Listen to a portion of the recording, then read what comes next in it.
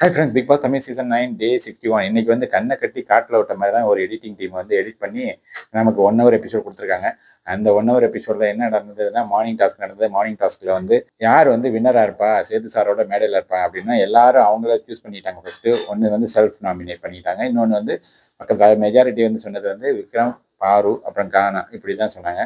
அதை வந்து கானா சொல்லிட்டு இருக்கிறப்ப ஆதிரை வந்து ஒரு பெரிய போட்டு உடைக்கிறேன் எல்லாரையும் அப்படின்ட்டு கானா வந்து காமெடி மட்டும் அந்த டைமிங்கான ஜோக்கை மட்டும் வச்சு அவர் வின்னர் ஆகிறதுக்கு என்னால் அக்செப்ட் பண்ணவே முடியாது அப்படின்னு அவங்க வந்து எல்லாரும் சொல்றது அப்படிதான் சொன்னாங்க. முன்னாடியே இப்படிதான் சொன்னாங்க. வாட்டர்மேன் ஸ்டாரை கலையை சொன்னாங்க. இப்போ வந்து இவரை சொல்ல ஆரம்பிச்சிட்டாங்க. அதில் வந்து ஒரு பெரிய வாக்குவாதம் வந்துச்சு. அது கானா வினோத் எதுக்கு எதாவது ரியாக்ட் பண்ணிட்டே இருக்கான்னு தெரியல. அதுதான் அவரோட மிஸ்டேக். அதை முடிச்சுட்டு வியானா அண்ட் விக்ரமுக்கு ஒரு சண்டை வந்துச்சு. அது இந்த சாதாரண வாலி கொண்டு வந்து வச்சால அந்த ஒரு மேட்ரு. அவர் ஒரு இன்னசென்ட்டாக வேலை செஞ்சாரு. அதில் வந்து வியானா தப்பாக புரிஞ்சுக்கிட்டு அதை திரும்ப கொண்டாந்து ஒரு மறுபடியும் ஒரு மேட்ச்ல பேசிக்கிட்டு இருக்காங்க. 2 பேரும் பேசியிருந்தா சாதாரண ஒரு 2 நிமிஷத்துல பேசி முடிக்க வேண்டிய விஷயம். அது ஒண்ணுமே இல்லை.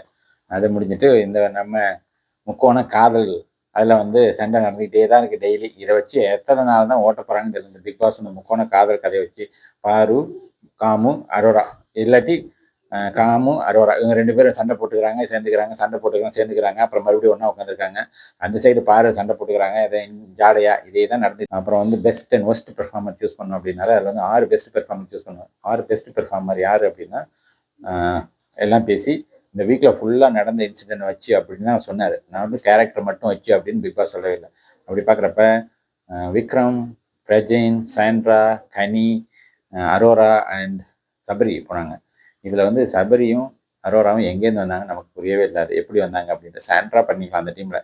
நான் நினைக்கிறேன் இவங்க வந்து அந்த டீமில் 3 பேர், இந்த டீமில் 3 பேர் அப்படி சூஸ் பண்ணாங்கன்னு நினைக்கிறேன். அப்படி சூஸ் பண்ணியிருந்தா டோட்டலி தப்பு தான். எல்லாத்தையும் மறுபடியும் அந்த டாஸ்க்கை தப்பாகவே புரிஞ்சுக்கிறாங்க அப்படின்னு சொல்லணும்.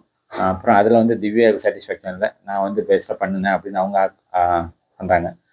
இதில் வந்து மற்ற 10 பேரையும் ஜெயிலில் போட்டார் பிக் பாஸ். அதுவும் என்னன்னா ஒரு ஸ்லேட்டை ஒன்று கழுத்தில் மாட்டீங்க அப்படின்னு கழுதெல்லாம் மாட்டுவாங்க. அந்த மாதிரி ஒரு போர்டை மாட்டீங்க அப்படின்னு சொல்லிட்டாரா. அதில் வந்து எல்லாருக்கும் ஒரு ஷேம் ஆயிடுச்சு போல இருக்கு.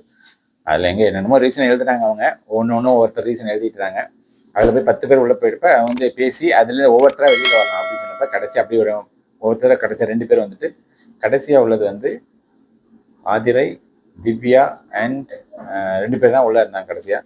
அதனால அவங்க புலம்பிட்டு இருந்தாங்க. அதுக்கப்புறம் ஒரு அரை டாஸ்க்னு வந்தது. இதுதான் ஓடிட்டு இருந்த ஃப்ரெண்ட். இந்த வீடியோ பற்றி இன்னும் டீட்டெயிலாக நாங்கள் பேசியிருக்கோம். அதை பார்க்கணுன்னா KR2US சேனல் லாங் வீடியோ பாருங்கள். Day 61 வீடியோ இன்னைக்கு உள்ள வீடியோ பாருங்கள். பாய்.